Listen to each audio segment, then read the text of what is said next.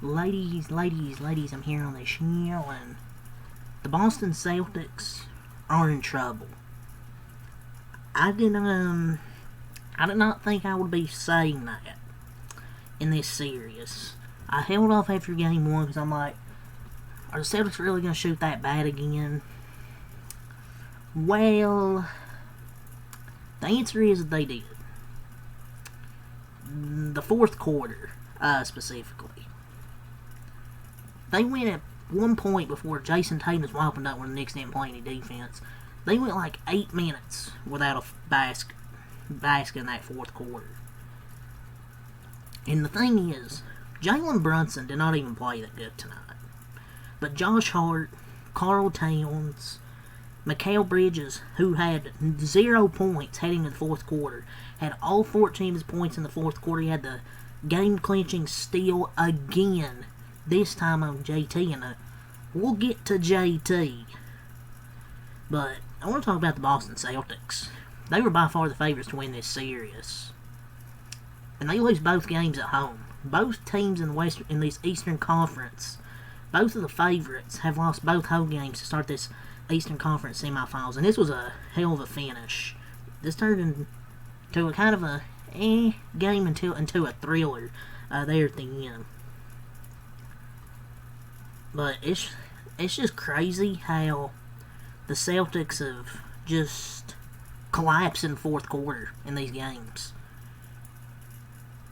The Knicks were down again by 20 points. No team has ever come back to win from 20 points down in consecutive games in NBA playoff history until the Knicks just did it. Back-to-back games on the road. Celtics Nation, how are you feeling? The Celtics could still win this series. I'm not going to sit here and say this series is over. It's just the thing is they build huge leads and blow them, but yet they're able to build them. But the thing is that they're just blowing them. Like, I don't know what really to say. But it's on the Celtics to fix this, or else you'll be losers in all this round, being the favorites. They had a 20-point lead, and they just once again, it's the same thing as the last game in the fourth quarter. Forcing shots, forcing 3-pointers, and they outscored 30-17 in the fourth quarter. They shot 10 of 40 from 3. It's not even like the Knicks shot that good from 3. They were like 9 for 31. But Mikal Bridges just took over in the fourth quarter. And that's just resilience, man. The Celtics win probability was 99 in this game and 98, and they lost both games. That's why you don't count out teams in the playoffs. And the Celtics had the best winning percentage in clutch games this season. In clutch games, in these two, they've combined 11 of 58, which is 19%, and 5 for 29 from 3, 17%. It's wild to me how the Celtics have allowed themselves to die by the 3 2 games in a row. The thing is, yes, they're going to get open. You're getting open looks from 3, but sometimes you just got to take the basket. Like, I was in C Sports' stream last night saying that, like, Jason Tatum should drive to the rim more, take mid-range shots. Because I know he's not Kobe Bryant, but he wants to be like Kobe Bryant, so take the mid-range and stop just selling step-back 3-pointers. And he tried there at the end, but there was too much damn traffic. And Mikal Bridges come out of nowhere to steal it. It's just kind of crazy how the Knicks went 0-10 against the top 3 teams in the NBA during the regular season. And they're up 2-0 on the Boston Celtics, the defending champions. The Celtics were 10 of 40. I mean, they missed 33 pointers.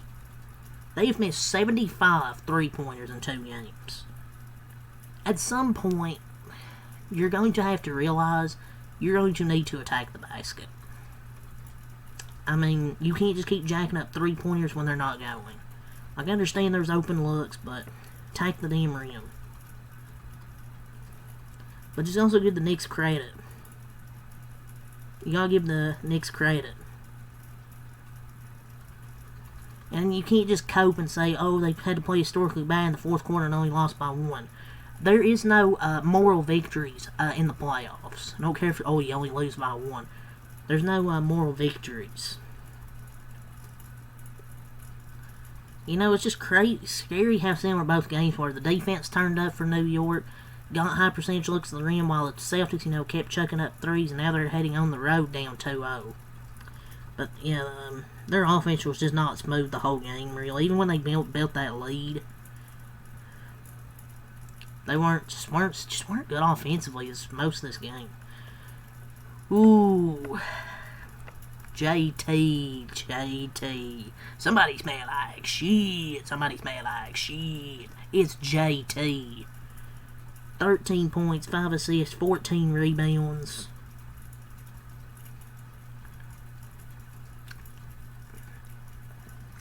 In these two games, 12 of 42 from the field, 5 of 20 from 3.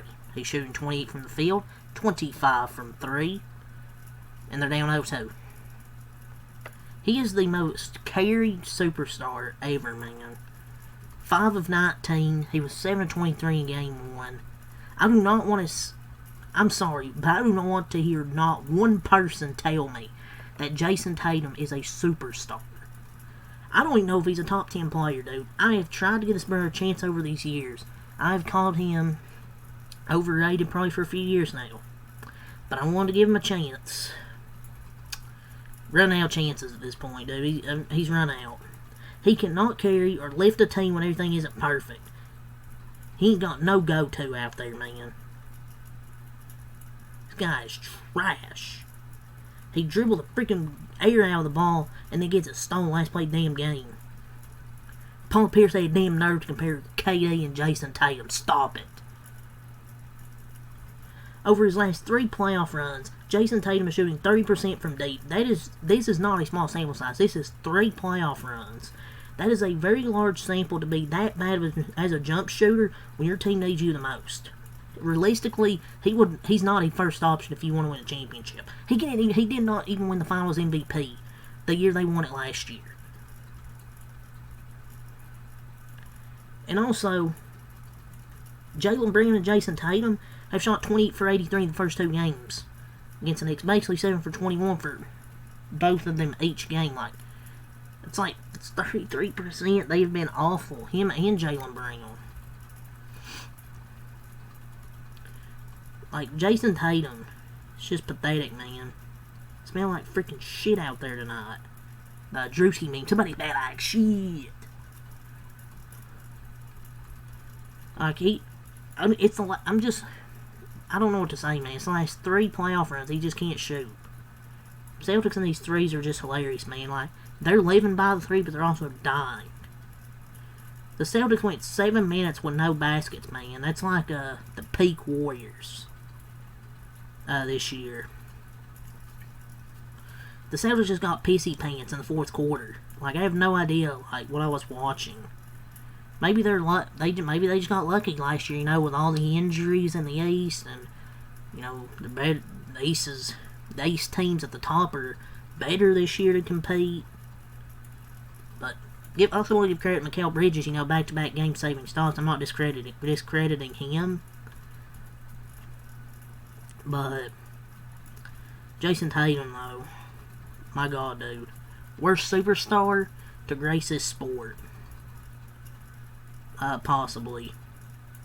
He has 6 fourth-quarter points in total in this series. Maybe Steve Kerr was an American hero to not have Jason Tatum play in the Olympics. Maybe it's a good thing he had him on the bench.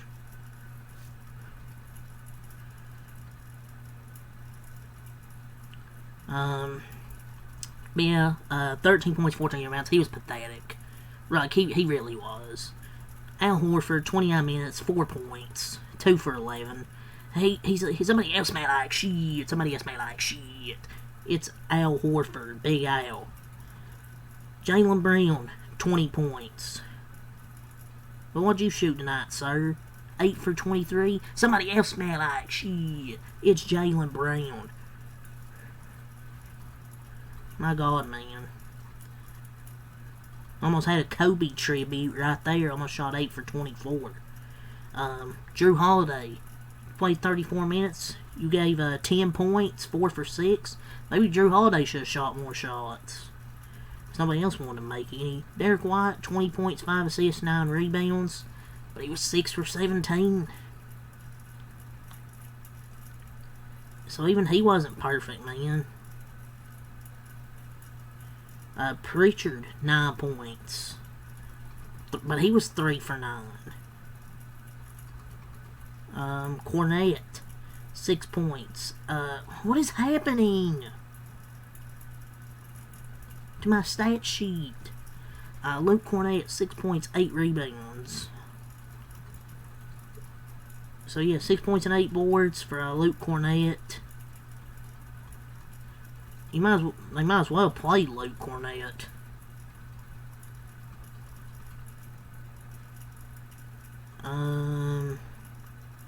Porzingis, 8 points in 14 minutes.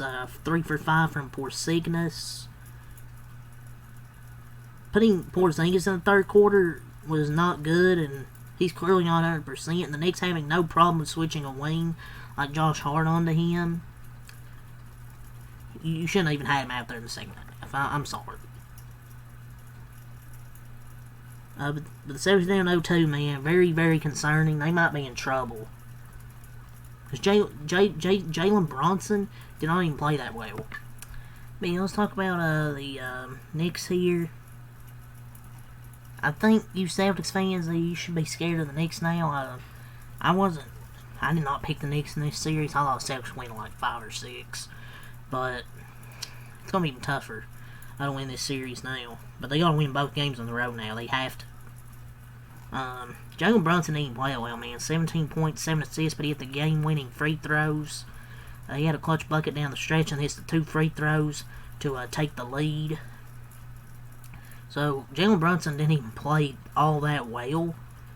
And they got the win because Josh Hart, 23 points, 6 rebounds, 9 for 15. What a game from Josh Hart. 10 in the third quarter. He made 3 3-pointers. He had 2 blocks.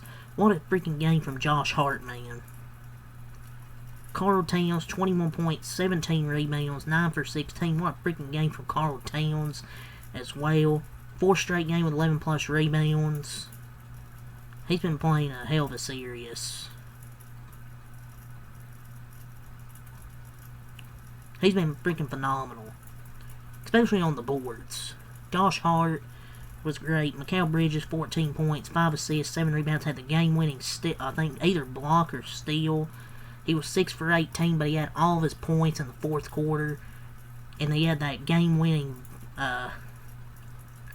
steal or block. Back-to-back game-winning defensive plays in this series. Mitchell Robinson, 6 points, 8 rebounds. He had an air ball. But he was 3 for 5. And he was a difference maker. I believe he was like a plus, 19?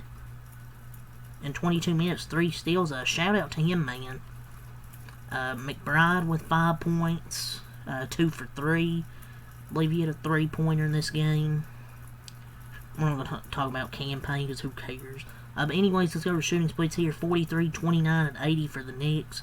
46 total boards, 10 offensive, 36 defensive, and 19 assists. 5 blocks, 11 steals, 15 turnovers, 44 in the paint, 16 fouls. For the Celtics, 36, 25, and 80 shooting splits. Once again, there's a shitty shooting game from them.